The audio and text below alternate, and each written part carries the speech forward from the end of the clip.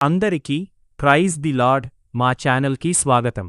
మా ఛానల్ని సబ్స్క్రైబ్ చేసుకోండి. ఈరోజు మనం ఒక అద్భుతమైన చారిత్రక విశ్లేషణను చూడబోతున్నాం. ప్రాచీన మధ్యప్రాచ్య మరియు బైబిల్ చరిత్రలో ఎంతో ప్రాముఖ్యత ఉన్న ఒక గొప్ప నాయకుడి జీవిత ప్రయాణాన్ని, ఆయన సాధించిన విజయాలను మరియు ఆయన విడిచిపెట్టిన వారసత్వాన్ని ఈరోజు మనం లోతుగా అన్వేషించబోతున్నాం. మొదటగా ఒక చిన్న ప్రశ్న. ప్రాచీన ఇశ్రాయేలు చరిత్ర అనగానే మనందరికీ ముందుగా గుర్తొచ్చే పేరు దావీదు మహారాజు. అయితే ఆయన తరువాత చరిత్రలో మళ్లీ అంతటి గొప్ప పేరు తెచ్చుకున్న రాజెవరైనా ఉన్నారా? అసలు ఆ రాజెవరు? ఆయన జీవితంలో జరిగిన ఆశ్చర్యకరమైన సంఘటనలేంటి? ఇవన్నీ ఇప్పుడు మనం తెలుసుకోబోతున్నాం. ఆ ప్రశ్నకు సమాధానమే మన హిజ్కియా రాజు. ఇశ్రాయేలు దేశం రెండుగా విడిపోయిన తర్వాత దక్షిణ భాగమైన యూదా దేశాన్ని పాలించిన 13వ రాజు ఈయనే. జస్ట్ ఊహించండి, కేవలం 25 ఏళ్ల వయసులోనే సింహాసనమెక్కాడు. యెరూషలేం రాజధానిగా ఏకంగా 29 ఏళ్లపాటు సుదీర్ఘంగా పాలించాడు. ఈయన నేపథ్యం నిజంగా చాలా ఆసక్తికరంగా ఉంటుంది. సరే, ఇప్పుడు మొదటి విభాగానికి వెళ్దాం. గొప్ప ఆధ్యాత్మిక సంస్కరణలు. హిజ్కియా రాజు కాగానే అతనికి ఒక అతిపెద్ద సవాలు ఎదురైంది. అది మరెవరో కాదు, వాళ్ల నాన్న ఆహాజు సృష్టించిన పరిస్థితులే. దేవునికి దూరంగా జరిగి దేశమంతటా విగ్రహారాధనను పెంచి పోషించాడు ఆయన తండ్రి. అయితే హిజ్కియా ఏం చేశాడంటే, అధికారంలోకి వచ్చిన మొదటి నెలలోనే ఒక 4 పక్కా ప్రణాళికాబద్ధమైన అడుగులు వేశాడు. ముందుగా మూతపడిన దేవుని మందిరం తలుపులు తెరిపించాడు, యాజకులను పిలిపించి పవిత్రం చేశాడు, దేశంలో ఉన్న విగ్రహాలన్నింటినీ కూలగొట్టించాడు. అంతేకాకుండా జనాలెప్పుడో మర్చిపోయిన పస్కా పండుగను మళ్లీ అత్యంత వైభవంగా ప్రారంభించాడు. ఇది నిజంగా ఒక గొప్ప ఆధ్యాత్మిక విప్లవమని చెప్పొచ్చు. ఇక్కడ మనం ఆశ్చర్యపోయే ఒక విషయముంది. మోషే కాలం నాటి చారిత్రక ఇత్తడి సర్పం నెహుష్తాన్ ఉండేది కదా, జనాలు దానికి కూడా ధూపం వేసి పూజించడం మొదలుపెట్టారు. దాన్ని చూసి హిజ్కియా ఏమాత్రం ఆలోచించకుండా ఆ పురాతనమైన ఇత్తడి సర్పాన్ని కూడా ముక్కలు ముక్కలుగా కొట్టించేశాడు. తన సంస్కరణల విషయంలో ఆయనెంత ఖచ్చితంగా ఉన్నాడో అర్థమవుతుంది కదా. అందుకే చరిత్రలో ఆయన విశ్వాసానికి సాటి అయిన రాజు మరొకరు లేరు అని మూలాలు చెబుతున్నాయి. ఇప్పుడు రెండవ విభాగం, అష్షూరు రాజు దండయాత్ర. అంతా బాగానే జరుగుతోంది అనుకున్న సమయంలో భౌగోళిక రాజకీయాల్లో పెద్ద మార్పు వచ్చింది. మన హిజ్కియా విశ్వాసానికి ఒక కఠినమైన పరీక్ష ఎదురైంది. అదేంతో చూద్దాం. ఆ రోజుల్లో ప్రపంచాన్ని గడగడలాడిస్తున్న ఒక క్రూరమైన సామ్రాజ్యం అష్షూరు. ఆ అష్షూరు రాజైన సన్హెరీబు ఒక భారీ సైన్యంతో యూదా మీదకు దండెత్తి వచ్చేశాడు. చుట్టుపక్కల ఊళ్లకు ఊళ్ళ ఆక్రమించుకుంటూ వచ్చి డైరెక్ట్గా రాజధాని యెరూషలేమునే చుట్టుముట్టాడు. ఆ ముట్టడి, ఆ పరిస్థితి ఎంత భయంకరంగా ఉందో మనం అర్థం చేసుకోవచ్చు. సన్హెరీబు కేవలం భౌతికంగానే కాకుండా మానసికంగా కూడా దెబ్బకొట్టాలని చూశాడు. తన సేనాధిపతి రబ్షాకేను పంపి వాళ్లకర్థమయ్యే యూదుల భాషలోనే జనాలను భయపెట్టటం మొదలుపెట్టాడు. హిజ్కియా మాటలు విని మోసపోకండి, అసలు మీ దేవుడు మిమ్మల్ని ఎలా కాపాడుతాడు అని నేరుగా దేవుడినే సవాలు చేశాడు. పైగా సన్హెరీబు ఒక బెదిరింపు లేఖ కూడా పంపాడు. ఇదంతా యెరూషలేము ప్రజలమీద మామూలు మానసిక ఒత్తిడిని తీసుకురాలేదు. మూడవ విభాగం, ఒక్క రాత్రిలో అద్భుతం. అంత ఒత్తిడి తర్వాత కథలో ఒక అద్భుతమైన మలుపుంది. ఒకే ఒక్క రాత్రిలో సీన్ ఎలా రివర్స్ అయిందో ఇప్పుడు మనం చూడబోతున్నాం. ఆ బెదిరింపు లేఖ చూడగానే హిజ్కియా భయపడిపోలేదు. దాన్ని తీసుకుని నేరుగా దేవుని మందిరంలోకి వెళ్లాడు. ఆ లేఖను దేవుని సన్నిధిలో పెట్టి కన్నీళ్లతో విలపించాడు. సృష్టికర్తవైన నీవే మమ్మల్ని కాపాడాలి అని వేడుకున్నాడు. అప్పుడు దేవుని దగ్గర్నుంచి ప్రవక్త యెషయ్యా ద్వారా ఒక అభయం లభించింది. అదేంటంటే, అష్షూరు సైన్యం యెరూషలేము మీద కనీసం ఒక్క బాణం కూడా వేయదు అని. ఈ కథలో క్లైమాక్స్ ఏంటో తెలిస్తే మీరు నిజంగా ఆశ్చర్యపోతారు.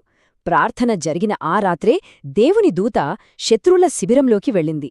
తెల్లవారేసరికే ఏకంగా 1,85,000 మంది అష్షూరు సైనికులు హతమయ్యారు. ఎంత పెద్ద సైన్యమైనా సరే ఆ దైవిక శక్తి ముందు నిలబడలేకపోయింది.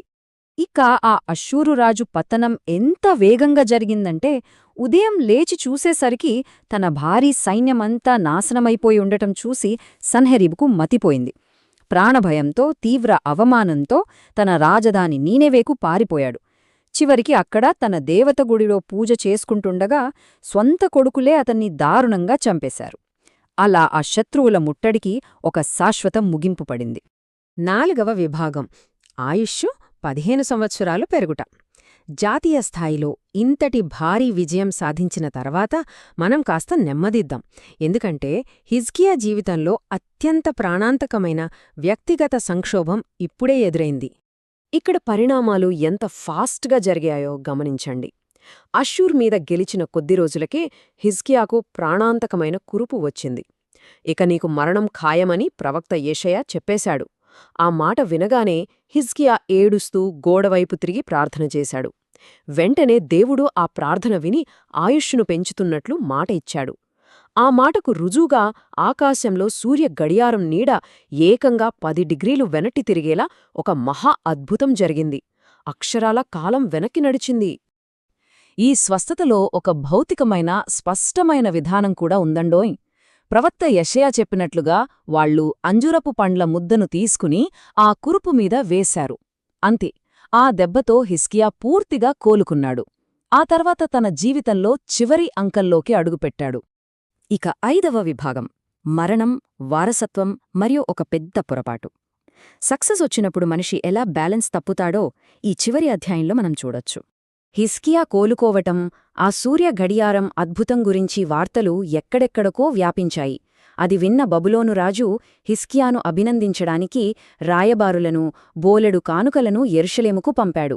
ఒక విదేశీ సామ్రాజ్యం నుండి వచ్చిన ఈ రాక నిజానికి హిజ్కియాకు ఒక పరీక్షలాంటిది. ఇక్కడే అసలు వ్యత్యాసాన్ని మీరు గమనించాలి.